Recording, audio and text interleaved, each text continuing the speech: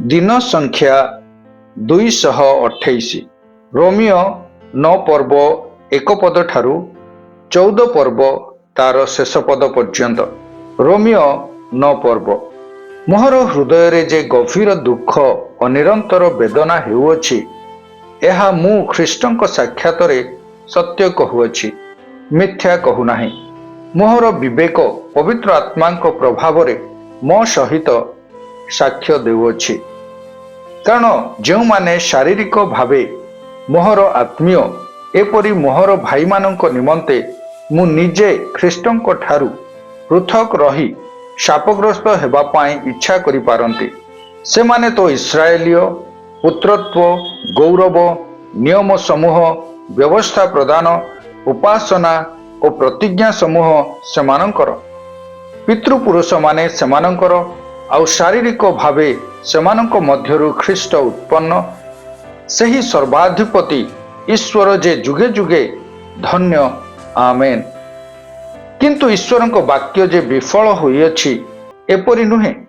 कारण जो माने इस्राएल वंश रे जात से माने जे समस्ते इस्राएल केवल अब्राहमंक वंश बोली जे समस्ते संतान ताहा नुहे, किंतु इसहाक ठारे तुम्भर वंश ख्यात हेबो। एहार अर्थ एही, शारीरिक भावे जो माने संतान से माने जे ईश्वरंक संतान ताहा नुहे, किंतु प्रतिज्ञार संतान वंश रूपे गणित हुअन्ति। कारण यह तो प्रतिज्ञार वाक्य, एही ऋतुरे आंभे आसिबा आउ सारा गोटे पुत्र प्राप्त हेबो। आउ केवल ताहा नुहे, किंतु रिबिका मध्य जणे व्यक्तिंक द्वारा अर्थात आंभ मानक पितृपुरुष इसहाकंक द्वारा गर्भवती हेला उतारे।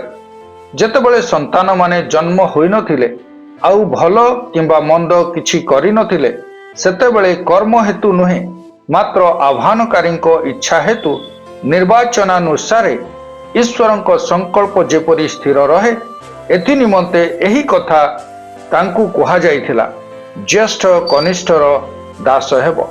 जेपरि लेखा अछि, जाकुब को आंभे प्रेम कलु किंतु एसौ को घृणा कलु। तेबे आंभे माने कौन कहिबा? ईश्वरंक ठारे कि अन्याय अछि? ताहा केबे हे न हेउ। कारण से मसांकु कहंती, जाहा उपरे आंभर दया अछि ताहाकु आंभे दया करिबा, आउ जाहा उपरे आंभर कृपा अछि ताहाकु आंभे कृपा करिबा। अतएव जे इच्छा करे किंबा जे चेष्टा करे ताहा ठारू एहा हुए नाही, मात्र दयालु ईश्वरंक ठारू हुए। जेणु शास्त्र फारूंकु कहे, आंभे जेपरि तुम्भ ठारे आंभर शक्ति देखाऊ, आउ जेपरि समस्त पृथ्वी रे आंभर नाम घोषित हुए, एही अभिप्राय रे तो आंभे तुम्भकु उत्थापन कलु। अतएव से जाहाकु इच्छा करंती ताहाकु दया करंती, पुणी जाहाकु इच्छा करंती ताहाकु कठिन करंती। एथिरे तुम्भे मते कहिबो, तेबे से आउ दोष धरंती काहेकि? कारण ताहांकर इच्छा किए प्रतिरोध करि पारे। किंतु हे मनुष्य, तुम्भे किए जे ईश्वरंक प्रतिवाद कर? निर्मित वस्तु की निर्मातांकु कहिबो, मते एपरि गढ़िल काहेकि? किंबा गोटिए माटी पिंडुलारू गोटिए पात्र आदर निमंते और अन्यटी अनादर निमंते गढ़िबा पाई कि माटी उपरे कुंभकारर अधिकार नाही? किंतु ईश्वर अपना क्रोध प्रदर्शन करिवा निमंते और अपना शक्ति ज्ञात कराइबा निमंते इच्छा कले सुधा जदि विनाशार्थे प्रस्तुत होइथिबा क्रोधर पात्र गुड़ाक प्रति दीर्घ सहिष्णुता सह धैर्य धरि अछंती, आउ जदि गौरव निमंते ताहांक द्वारा पूर्वरु प्रस्तुत होइथिबा दयार पात्र जे आंभे माने आंभ मानक निकटरे अपना गौरव रूप धन प्रकाश करिवा निमंते ताहा करि अछंती, ताहा हेले तुम्भे कौन कहिबो? सेथि निमंते तो से केवल जिहुदी मानक मध्यरु नुहे, मात्र विजाति मानक मध्यरु सुधा आंभ मानकु आह्वान करि अछंती। जेपरि से होसेयंक पुस्तक रे मध्य कहंती, जो माने आंभर लोक नथिले सेमानंकु आंभे आंभर लोक बोली कहिबा, आउ जे अप्रिय थिला ताहाकु प्रिय बोली कहिबा। पुणी जो स्थान रे तुम्भे माने आंभर लोक नुह बोली तुम्भ मानकु कुहा जाइथिला, सही स्थान रे सेमाने जीवंत ईश्वरंक पुत्रगण बोली ख्यात हेबे। पुणी जिसाय इस्राएल संबंध रे उच्च स्वर रे कहंती, इस्राएल संतान मानक संख्या समुद्रर ବାଲି ପରି ହେଲେ ସୁଦ୍ଧା କେବଳ ଅବଶିଷ୍ଟାଂଶ ପରିତ୍ରାଣ ପ୍ରାପ୍ତ ହେବେ। ଯେଣୁ ପ୍ରଭୁ ପୃଥିବୀରେ ଆପଣା ବାକ୍ୟ ସାଧନ କରିବେ, ସେ ତାହା ସମ୍ପୂର୍ଣ୍ଣ ରୂପେ ସଂକ୍ଷିପ୍ତରେ କରିବେ।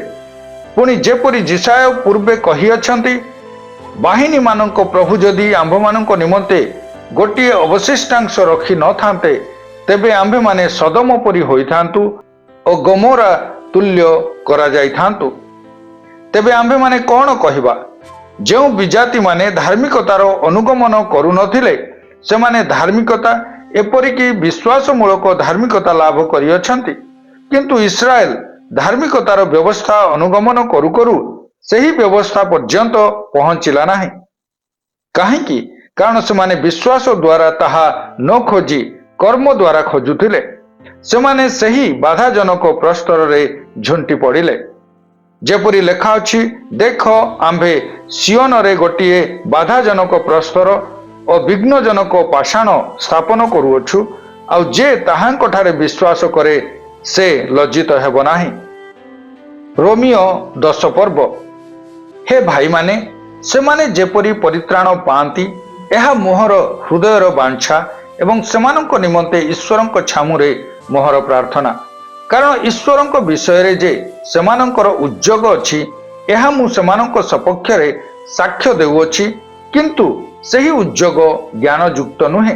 ଯେଣୁ ଈଶ୍ୱର ଦତ୍ତ ଧାର୍ମିକତା ବିଷୟରେ ଅଜ୍ଞ ହୋଇ ଆପଣା ଆପଣା ଧାର୍ମିକତା ସ୍ଥାପନ କରିବାକୁ ଚେଷ୍ଟା କରି ସେମାନେ ଈଶ୍ୱର ଦତ୍ତ ଧାର୍ମିକତାର ବଶୀଭୂତ ହୋଇ ନାହାନ୍ତି।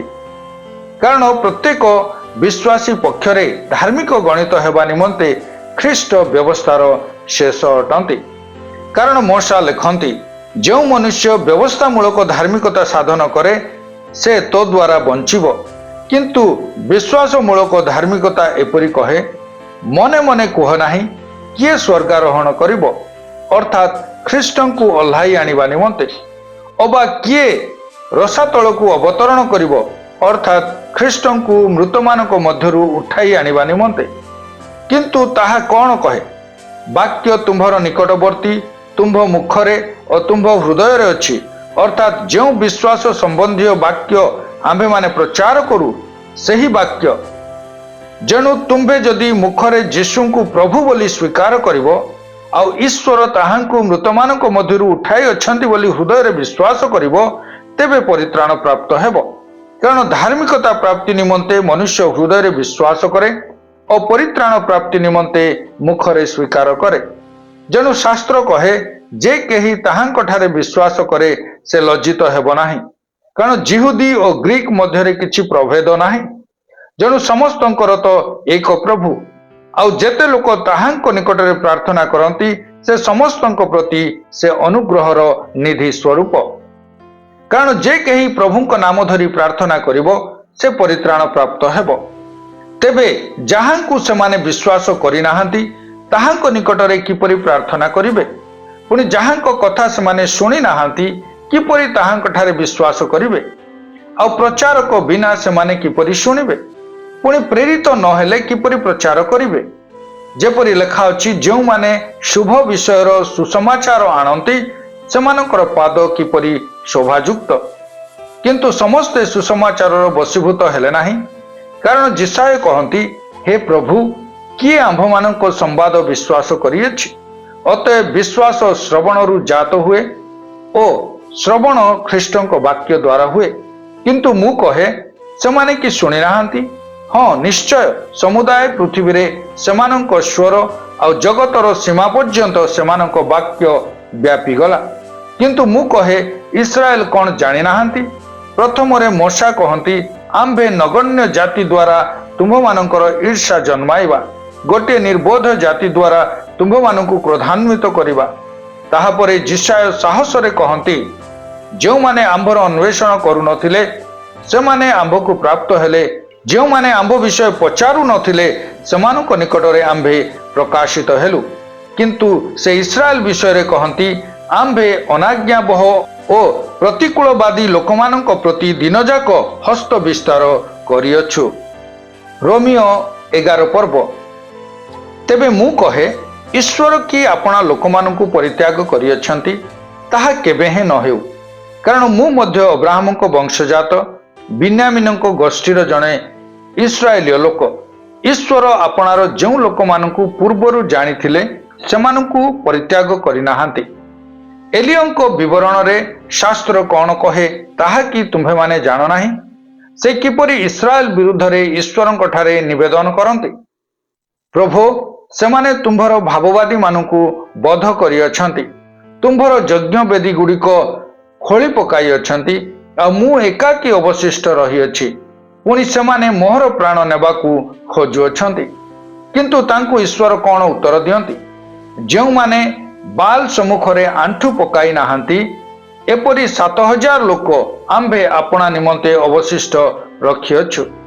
ସେହିପରି ଏହି ବର୍ତ୍ତମାନ ସମୟରେ ମଧ୍ୟ ଅନୁଗ୍ରହର ନିର୍ବାଚନ ଅନୁସାରେ ଗୋଟିଏ ଅବଶିଷ୍ଟ ଅଂଶ ରହିଅଛି।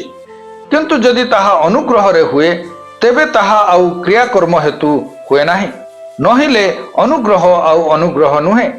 ତେବେ କ'ଣ ଇସ୍ରାଏଲ ଯାହା ଖୋଜୁଅଛି ତାହା ପାଇନାହିଁ, କିନ୍ତୁ ନିର୍ବାଚିତ ମାନେ ତାହା ପାଇଅଛନ୍ତି, ଆଉ ଅବଶିଷ୍ଟ ମାନେ ଜଡ଼ କରାଗଲେ? ଯେପରି ଲେଖା ଅଛି, ଈଶ୍ୱର ଆଜି ପର୍ଯ୍ୟନ୍ତ ସେମାନଙ୍କୁ ଜଡ଼ତାର ଆତ୍ମା ଦେଇଅଛନ୍ତି, ଏପରି ଚକ୍ଷୁ ଦେଇଅଛନ୍ତି ଯେପରି ସେମାନେ ଦେଖିବେ ନାହିଁ, ଆଉ ଏପରି କର୍ଣ୍ଣ ଦେଇଅଛନ୍ତି ଯେପରି ସେମାନେ ଶୁଣିବେ ନାହିଁ। ପୁଣି ଦାଉଦ କହନ୍ତି, ସେମାନଙ୍କର ଭୋଜନ ଫାନ୍ଦ ଓ ଫାଶ ପରି ହେଉ, ପୁଣି ସେମାନଙ୍କ ପ୍ରତି ତାହା ବିଘ୍ନ ଓ ପ୍ରତିଶୋଧ ସ୍ୱରୂପ ହେଉ। ଯେପରି ସେମାନେ ଦେଖି ନ ପାରନ୍ତି, ଏଥିପାଇଁ ସେମାନଙ୍କ ଚକ୍ଷୁ ଅନ୍ଧ ହେଉ, ଆଉ ତୁମ୍ଭେ ସେମାନଙ୍କ ପୃଷ୍ଠ ସର୍ବଦା କୁବ୍ଜ କରି ରଖ। ତେବେ ମୁଁ କହେ, ସେମାନେ କ'ଣ ବିନଷ୍ଟ ହେବା ନିମନ୍ତେ ଝୁଣ୍ଟିଲେ? ତାହା କେବେ ହେଁ ନ ହେଉ। ବରଂ ସେମାନଙ୍କୁ ଉଦ୍ଯୋଗୀ କରିବା ନିମନ୍ତେ ସେମାନଙ୍କ ପତନ ଦ୍ୱାରା ବିଜାତିମାନଙ୍କ ନିକଟରେ ପରିତ୍ରାଣ ଉପସ୍ଥିତ ହୋଇଅଛି। ଯଦି ସେମାନଙ୍କର ପତନ ଜଗତର ଧନ ସ୍ୱରୂପ, ଆଉ ସେମାନଙ୍କର ହ୍ରାସ ବିଜାତିମାନଙ୍କ ଧନ ସ୍ୱରୂପ ହୋଇଅଛି, ତାହାହେଲେ ସେମାନଙ୍କ ପୂର୍ଣ୍ଣତା ଆହୁରି କେତେ ଅଧିକ ଧନ ସ୍ୱରୂପ ନ ହେବ? କିନ୍ତୁ ବିଜାତି ଯେ ତୁମ୍ଭେମାନେ, ତୁମ୍ଭମାନଙ୍କୁ ମୁଁ କହୁଅଛି, ମୁଁ ବିଜାତିମାନଙ୍କ ନିମନ୍ତେ ପ୍ରେରିତ ହେବାରୁ ମୋ ସେବକ ପଦର ଗୌରବ କରୁଅଛି, ଯେପରି କୌଣସି ପ୍ରକାରେ ମୋହର ସ୍ୱଜାତିମାନଙ୍କୁ ଉଦ୍ଯୋଗୀ କରାଇ ସେମାନଙ୍କ ମଧ୍ୟରୁ କେତେକଙ୍କୁ ପରିତ୍ରାଣ କରିପାରେ। କାରଣ ଯଦି ସେମାନଙ୍କର ଦୂରୀକରଣ ଦ୍ୱାରା ଜଗତର ମିଳନ ଘଟିଲା, ତେବେ ସେମାନଙ୍କ ଗ୍ରହଣ ଦ୍ୱାରା କ'ଣ ନିଶ୍ଚୟ ମୃତମାନଙ୍କ ମଧ୍ୟରୁ ଜୀବନ ଲାଭ ନ ହେବ? ଆଉ ଯଦି ପ୍ରଥମ ଉତ୍ସର୍ଗୀକୃତ ଅଂଶ ପବିତ୍ର, ତାହାହେଲେ ସମସ୍ତ ପୀଠଉ ମଧ୍ୟ ପବିତ୍ର। ପୁଣି ଯଦି ମୂଳ ପବିତ୍ର, ତେବେ ଶାଖା ସବୁ ମଧ୍ୟ ପବିତ୍ର। କିନ୍ତୁ ଯଦି କେତେକ ଶାଖା ଉଚ୍ଛିନ୍ନ ହେଲା ଓ ତୁମ୍ଭେ ବନ୍ୟ ଜିତବୃକ୍ଷର ଶାଖା ହେଲେ ହେଁ ସେହି ସବୁ ମଧ୍ୟରେ କଲମ କରାଗଲ, ପୁଣି ସେମାନଙ୍କ ସହିତ ଜିତବୃକ୍ଷ ମୂଳର ରସର ଅଂଶୀ ହେଲ, ତେବେ ସେହି ଡାଳଗୁଡ଼ିକ ବିରୁଦ୍ଧରେ ଗର୍ବ କର ନାହିଁ। କିନ୍ତୁ ଯଦି ଗର୍ବ କର, ତୁମ୍ଭେ ଯେ ମୂଳକୁ ଧରି ନାହଁ, ମାତ୍ର ମୂଳ ତୁମ୍ଭକୁ ଧରିଅଛି, ଏହା ଜାଣିଥାଅ। ତେବେ ତୁମ୍ଭେ କହିବ, ମୁଁ ଯେପରି କଲମ ହୋଇପାରେ, ଏଥି ନିମନ୍ତେ ଡାଳଗୁଡ଼ିକ ଉଚ୍ଛିନ୍ନ ହୋଇଅଛି। ଭଲ କଥା, ସେମାନଙ୍କର ଅବିଶ୍ୱାସ ହେତୁ ସେମାନେ ଉଚ୍ଛିନ୍ନ ହେଲେ, ଆଉ ବିଶ୍ୱାସ ହେତୁ ତୁମ୍ଭେ ସ୍ଥାନ ପ୍ରାପ୍ତ ହୋଇଅଛ। ଗର୍ବିତ ମନା ହୁଅ ନାହିଁ, କିନ୍ତୁ ଭୟ କର। କାରଣ ଯଦି ଈଶ୍ୱର ସ୍ୱାଭାବିକ ଶାଖାଗୁଡ଼ିକୁ ଛାଡ଼ିଦେଲେ ନାହିଁ, ତେବେ ତୁମ୍ଭକୁ ମଧ୍ୟ ଛାଡ଼ିବେ ନାହିଁ। ଅତଏବ ଈଶ୍ୱରଙ୍କ ଦୟା ଓ କଠୋରତା ବୁଝ। ଯେଉଁମାନେ ପତିତ ହେଲେ ସେମାନଙ୍କ ପ୍ରତି କଠୋରତା, କିନ୍ତୁ ତୁମ୍ଭେ ଯଦି ଈଶ୍ୱରଙ୍କ ଦୟାର ଶରଣାପନ୍ନ ହୋଇ ରହିଥାଅ, ତାହାହେଲେ ତୁମ୍ଭ ପ୍ରତି ତାହାଙ୍କ ଦୟା ନହିଲେ ତୁମ୍ଭେ ମଧ୍ୟ କଟାଯିବ। ଆଉ ସେମାନେ ଯଦି ଅବିଶ୍ୱାସରେ ନ ରୁହନ୍ତି, ତେବେ ସେମାନେ ମଧ୍ୟ କଲମ କରାଯିବେ, କାରଣ ସେମାନଙ୍କୁ ଆଉ ଥରେ କଲମ କରିବା ନିମନ୍ତେ ଈଶ୍ୱର ସମର୍ଥ ଅଟନ୍ତି। କାରଣ ଯାହା ସ୍ୱଭାବତଃ ବନ୍ୟ ଜିତବୃକ୍ଷ, ଯଦି ସେଥିରୁ ତୁମ୍ଭେ କଟାଯାଇ ଅସ୍ୱାଭାବିକ ଭାବେ ଉତ୍ତମ ଜିତବୃକ୍ଷରେ କଲମ କରାଗଲ, ତେବେ ସ୍ୱାଭାବିକ ଶାଖା ଯେ ଏମାନେ କେତେ ଅଧିକ ଭାବରେ ନିଜ ଜିତବୃକ୍ଷରେ କଲମ କରାଯିବେ। କାରଣ ହେ ଭାଇମାନେ, ତୁମ୍ଭେମାନେ ଯେପରି ଆପଣା ଆପଣାକୁ ବୁଦ୍ଧିମାନ ବୋଲି ମନେ ନ କର, एथि निमंते तुम्हें माने जे एही निगूढ़ तत्व संबंध रे अज्ञ रुह यह मोहर इच्छा नुहे। अर्थात जे पर्यंत विजाति माने पूर्ण संख्यार प्रवेश करिनाहांती से पर्यंत इस्राएल अंश क्रमे कठिन होइअछि।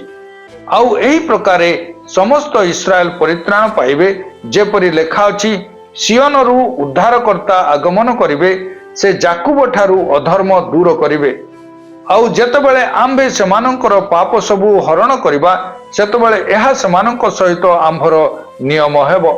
सुसमाचार विषय विचार कले सेमाने तुम्भमानंक सकाशे विरोधर पात्र, किंतु निर्वाचन विषय विचार कले पितृपुरुषंक सकाशे प्रिय पात्र। कारण ईश्वरंक दान समूह और आह्वान अन्यथा हुए नाही। जेणु तुम्भे माने जेपरि पूर्वे ईश्वरंक अनाज्ञा बह थिलो, किंतु एबे सेमानंक अनाज्ञा बहता द्वारा दया प्राप्त होइअछ, सेहीपरि एमाने मध्य एबे अनाज्ञा बह होइअछंती, जेपरि तुम्भमानंक प्रति प्रकाशित दया द्वारा एमाने सुधा एबे दया प्राप्त हुअंती। कारण समस्त को दया करने निमंते ईश्वर समस्त को अनाज्ञा बहतारे समर्पण करिअछंती। आहा, ईश्वरंक बुद्धि और ज्ञान रूप निधि केड़े गभीर, ताहांकर विचार सबु किपरि बोधर अगम्य और ताहांक पथ सबु किपरि अननुसंदेह। कारण प्रभुंकर मन किए जानिअछि, किंबा ताहांकर मंत्री किए होइअछि, अबा किए ताहांकु प्रथमरे दान करिअछि आउ ताकु प्रदान कराजिबो। जेणु समस्त विषय ताहांक ठारू, ताहांक द्वारा और ताहांक निमंते जुगे जुगे गौरव ताहांकर। आमेन। रोमियो 12 पर्व। अतएव हे भाई माने, मु तुम्भ मानंकु ईश्वरंक दया हेतु विनती करूअछि, तुम्भे माने अपना अपना शरीर को सजीव पवित्र और ईश्वरंक सुग्राह्य बलि रूपे उत्सर्ग कर। यह तो तुम्भ मानंकर युक्तियुक्त उपासना। तुम्भे माने एही वर्तमान जुगर अनुरूपी हुओ नाही, किंतु जेपरि तुम्भे माने ईश्वरंक इच्छा कौन, अर्थात उत्तम सुग्राह्य और सिद्ध विषय कौन, यह परीक्षा करी जानिपार, एथि निमंते अपना अपना मनर नूतनीकरण द्वारा परिवर्तित हुओ।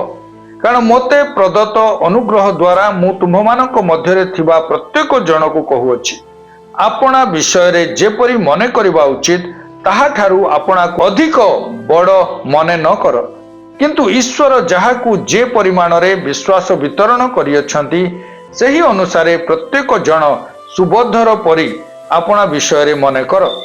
कारण जेपरि एक शरीर रे आम्भमानकर अनेक अंग प्रत्यंग अछि, किंतु समस्त अंग प्रत्यंगर कार्य एक प्रकार नुहे, सेहीपरि अनेक जे आम्भे माने ख्रीष्टंक ठारे एक शरीर और प्रत्येक के परस्पर अंग प्रत्यंग।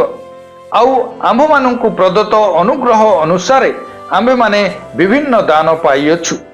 एणु सही दान जदि भाववाणी हुए, आस आम्भे माने विश्वासर परिमाण अनुसारे भाववाणी कहू, किंबा ताहा जदि सेवक कर्म हुए, ताहाले आस आम्भ मानक सेवक कर्म रे निविष्ट रहू। अबा जे शिक्षा दिए से शिक्षादान रे, बा जे उपदेश दिए से उपदेश दान रे निविष्ट रहू। जे दान करे से उदार भाव रे दान करू, जे तत्वावधान करे से जत्न सहकारे तत्वावधान करू, जे दया करे से हृष्ट चित्तरे ताहा करू। प्रेम निष्कपट हेउ, जहा मंद ताहा घृणा कर, जहा उत्तम सेथिरे आसक्त हुओ। भ्रातृ प्रेम रे परस्पर प्रति स्नेहशील हुओ, समादर रे परस्पर को श्रेष्ठ ज्ञान कर।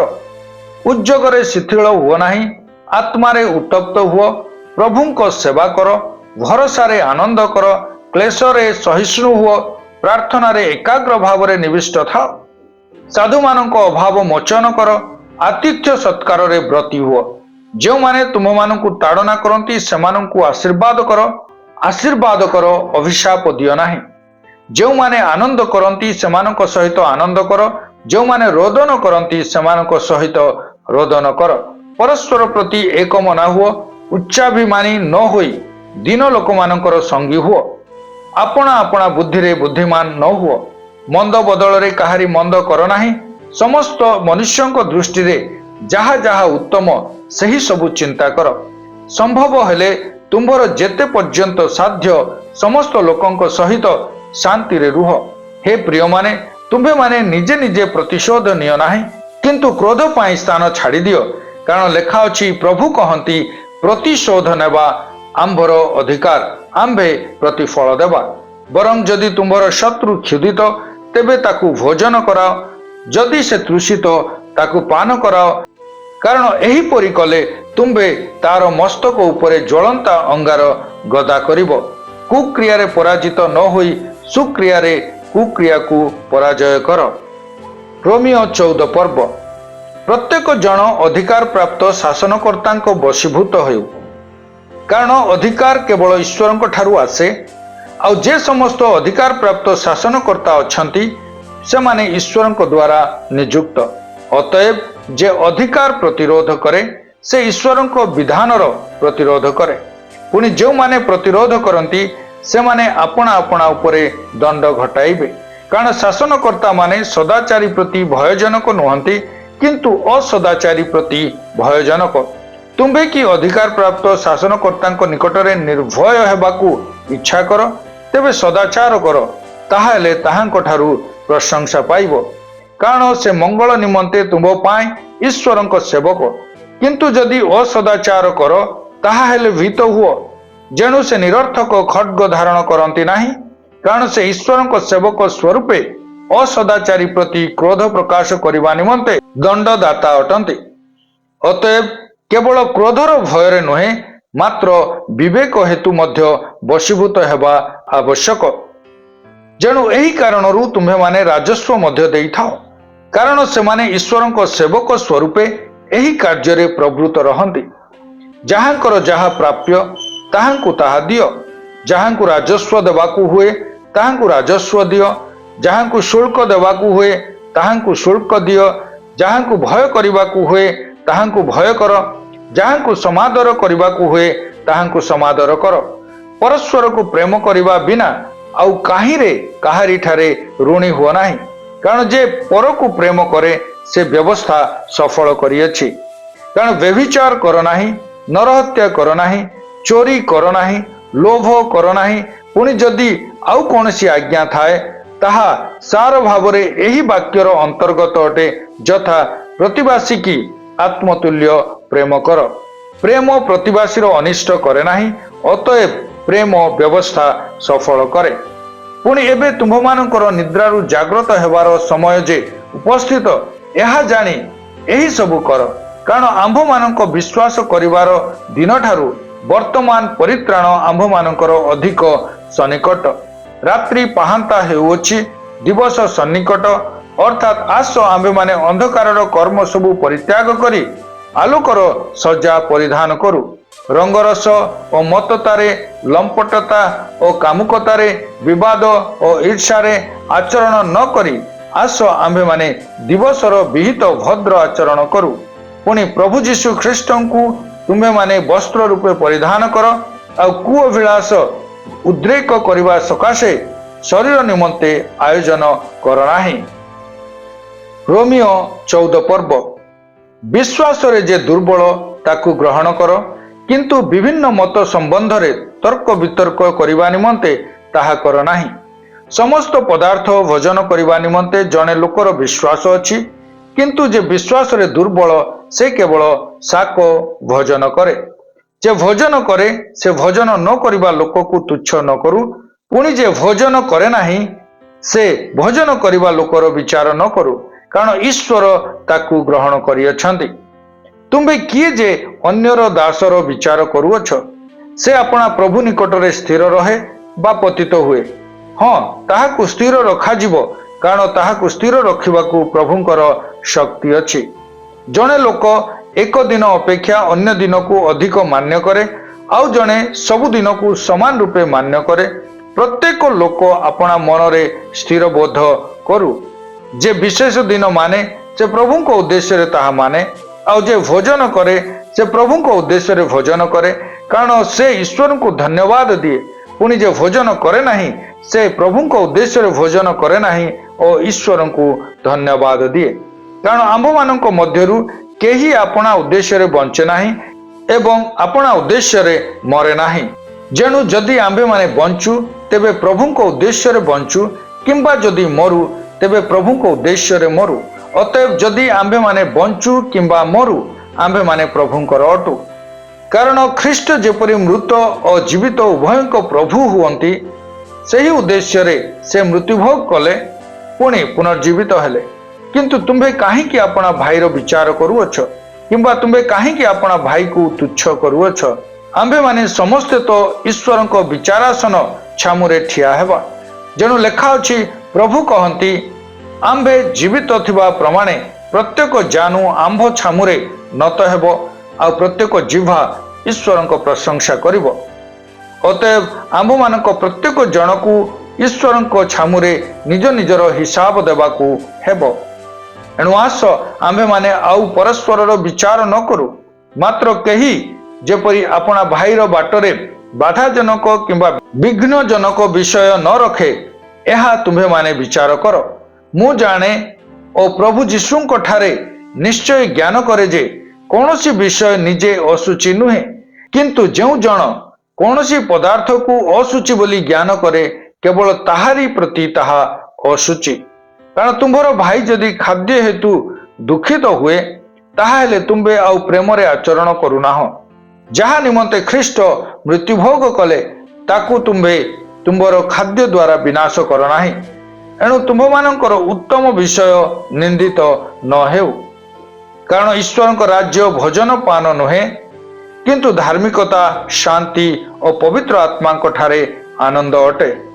ଯେଣୁ ଯେ ଏହି ବିଷୟରେ ଖ୍ରୀଷ୍ଟଙ୍କର ସେବା କରେ, ସେ ଈଶ୍ୱରଙ୍କ ନିକଟରେ ସୁଗ୍ରାହ୍ୟ ଓ ମନୁଷ୍ୟମାନଙ୍କ ନିକଟରେ ପରୀକ୍ଷା ସିଦ୍ଧ ହୁଏ। ଅତଏବ ଆସ, ଯେ ବିଷୟ ଶାନ୍ତିଜନକ ଆଉ ଯେ ବିଷୟ ଦ୍ୱାରା ପରସ୍ପରର ନିଷ୍ଠା ହୁଏ, ସେହି ସବୁର ଆମ୍ଭେମାନେ ଅନୁଗମନ କରୁ। ଖାଦ୍ୟ ସକାଶେ ଈଶ୍ୱରଙ୍କ କର୍ମ ନଷ୍ଟ କର ନାହିଁ। ସମସ୍ତ ବିଷୟ ଅବଶ୍ୟ ସୂଚି, ତଥାପି ଯେଉଁ ଲୋକ ଯାହା ଭୋଜନ କରି ବାଧା ପାଏ, ତାହା ପକ୍ଷରେ ତାହା ମନ୍ଦ। ମାଂସ ଭୋଜନ କିମ୍ବା ଦ୍ରାକ୍ଷାରସ ପାନ ଅବା ଯେକୌଣସି ବିଷୟରେ ତୁମ୍ଭର ଭାଇର ବାଧା ଜନ୍ମେ, ତାହା ନ କଲେ ଭଲ। ତୁମ୍ଭର ଯେଉଁ ବିଶ୍ୱାସ ଅଛି, ତାହା ତୁମ୍ଭେ ଈଶ୍ୱରଙ୍କ ସାକ୍ଷାତରେ ଆପଣା ଅନ୍ତରରେ ଧରି ରଖ। ଯେ ଯାହା ପରୀକ୍ଷା ସିଦ୍ଧ ବୋଲି ବିବେଚନା କରେ, ସେ ଯଦି ସେଥିରେ ଆପଣାକୁ ଦୋଷୀ ନ କରେ, ତେବେ ସେ ଧନ୍ୟ। କିନ୍ତୁ ଯେ ସନ୍ଦେହ କରି ଭୋଜନ କରେ, ସେ ଦଣ୍ଡନୀୟ ହୁଏ, କାରଣ ସେ ବିଶ୍ୱାସରେ ଭୋଜନ କରେ ନାହିଁ, ଆଉ ଯାହା କିଛି ବିଶ୍ୱାସରୁ ହୁଏ ନାହିଁ, ତାହା ପାପ। ଆସନ୍ତୁ ପଠିତ ଶାସ୍ତ୍ରାଂଶର ସାରାଂଶକୁ ଚିନ୍ତା କରିବା। ଈଶ୍ୱର ଆପଣା ସର୍ବଭୌମ ଇଚ୍ଛା ଅନୁସାରେ ଇସ୍ରାଏଲକୁ ସମଗ୍ର ଜଗତର ଦେଶ ଓ ଜାତିଗୁଡ଼ିକ ମଧ୍ୟରୁ ମନୋନୀତ କଲେ। ଅତଏବ ବିଜାତିମାନେ ସୁଦ୍ଧା ଈଶ୍ୱରଙ୍କ ଅନୁଗ୍ରହ ଯୋଗୁଁ ଯୀଶୁଙ୍କ ଠାରେ ବିଶ୍ୱାସ କରନ୍ତି। ସର୍ବଭୌମ ଅନୁଗ୍ରହ, ଅପ୍ରତିରୋଧ୍ୟ ଅନୁଗ୍ରହ। ଏଠାରେ କୁମ୍ଭାରର ଦୃଷ୍ଟାନ୍ତ ସ୍ମରଣରେ ଆସେ। ଜିହୁଦୀମାନଙ୍କର ପରମେଶ୍ୱରଙ୍କ ଠାରେ ବିଶ୍ୱାସ ବ୍ୟବସ୍ଥା ଦ୍ୱାରା ଆବଦ୍ଧ, କିନ୍ତୁ ବ୍ୟବସ୍ଥା କ'ଣ ତାହା ଜାଣିନଥିବା ଜିହୁଦୀମାନଙ୍କୁ ପାଉଲ ବ୍ୟବସ୍ଥା ଆଧାରିତ ଧାର୍ମିକତା ଓ ବିଶ୍ୱାସ ଆଧାରିତ ଧାର୍ମିକତା ବିଷୟରେ ବ୍ୟାଖ୍ୟା କରନ୍ତି। ବ୍ୟବସ୍ଥା ଆଧାରିତ ଧାର୍ମିକତା ବ୍ୟବସ୍ଥା ପାଳନ କରିବା ଦ୍ୱାରା ପ୍ରକାଶ ପାଏ। ବିଶ୍ୱାସ ଆଧାରିତ ଧାର୍ମିକତା ହେଉଛି ଯୀଶୁଙ୍କୁ ପ୍ରଭୁ ବୋଲି ମୁଖରେ ସ୍ୱୀକାର ଓ ଈଶ୍ୱର ଯେ ତାଙ୍କୁ ମୃତମାନଙ୍କ ମଧ୍ୟରୁ ଉଠାଇ ଅଛନ୍ତି, ତାହା ହୃଦୟରେ ବିଶ୍ୱାସ କରିବା ଦ୍ୱାରା ପରିତ୍ରାଣ ଓ ଧାର୍ମିକତା ପ୍ରାପ୍ତି ହୁଏ। ଈଶ୍ୱର ଯିଏ ଇସ୍ରାଏଲକୁ ଉଦ୍ଧାର କରିବା ପାଇଁ ଚେଷ୍ଟା କରୁଥିଲେ, ସେମାନେ ତାହାଙ୍କୁ ଅଗ୍ରାହ୍ୟ କରିବା ହେତୁରୁ ସୁସମାଚାର ବିଜାତିମାନଙ୍କ ନିକଟକୁ ପଠାଗଲା। ତେବେ କ'ଣ ଏହାର ଅର୍ଥ ଈଶ୍ୱର ତାଙ୍କ ଲୋକମାନଙ୍କୁ ପରିତ୍ୟାଗ କରିଅଛନ୍ତି? ନିଶ୍ଚୟ ସେ ପରିତ୍ୟାଗ କରିନାହାନ୍ତି ଓ ଏହା ନିଶ୍ଚିତ ଯେ ସେମାନଙ୍କର ଗୋଟିଏ ଅବଶିଷ୍ଟାଂଶ ଅନୁଗ୍ରହରେ ପରିତ୍ରାଣ ପ୍ରାପ୍ତ ହେବା ନିମନ୍ତେ ମନୋନୀତ ହୋଇଅଛନ୍ତି ବୋଲି ପାଉଲ ବ୍ୟାଖ୍ୟା କରନ୍ତି। ସେ ଭବିଷ୍ୟତବାଣୀ କରିଛନ୍ତି ଯେ ବିଜାତିମାନଙ୍କର ପୂର୍ଣ୍ଣ ସଂଖ୍ୟା ପ୍ରଭୁଙ୍କ ପ୍ରତି ନ ଫେରିବା ପର୍ଯ୍ୟନ୍ତ ଇସ୍ରାଏଲୀମାନଙ୍କର ଏକ ବୃହତ୍ ଦଳ କଠୋର କରାଯିବେ। ମାତ୍ର ନିରୂପିତ ସମୟ ଉପସ୍ଥିତ ହୁଅନ୍ତେ ଯୀଶୁ ଯେ ମସିହ ଅଟନ୍ତି ଏହା ଜାଣିବେ ଏବଂ ଏକ ବୃହତ୍ ସଂଖ୍ୟକ ଲୋକ ତାହାଙ୍କ ନିକଟକୁ ଫେରି ଆସିବେ। ଜଣେ ପରିତ୍ରାଣ ପ୍ରାପ୍ତ ସ୍ୱତନ୍ତ୍ର ବ୍ୟକ୍ତିର ଜୀବନଶୈଳୀ କିପରି ହେବା ଉଚିତ? ଆତ୍ମିକ ଓ ଯୁକ୍ତିଯୁକ୍ତ ଉପାସନା ଭାବରେ ଜୀବନକୁ ଜୀବନ୍ତ ବଳି ଭାବରେ ଉତ୍ସର୍ଗ କରିବା ଉଚିତ। ଈଶ୍ୱରଙ୍କ ଇଚ୍ଛା କ'ଣ ତାହା ବୁଝ। ତୁମ୍ଭକୁ ଦତ୍ତ ଦାନ ଅନୁସାରେ ଈଶ୍ୱରଙ୍କ ଓ ପରସ୍ପରର ସେବା କର ଏବଂ ସମସ୍ତଙ୍କ ସହିତ ଶାନ୍ତିରେ ବାସ କର। ସଦ୍ଗୁଣ ଓ ସତ୍କ୍ରିୟାକୁ ଉତ୍ସାହିତ କର। ପ୍ରଭୁ ଆଜିର ପଠନରେ ଆମ ପ୍ରତ୍ୟେକଙ୍କୁ ଆଶୀର୍ବାଦ କରନ୍ତୁ।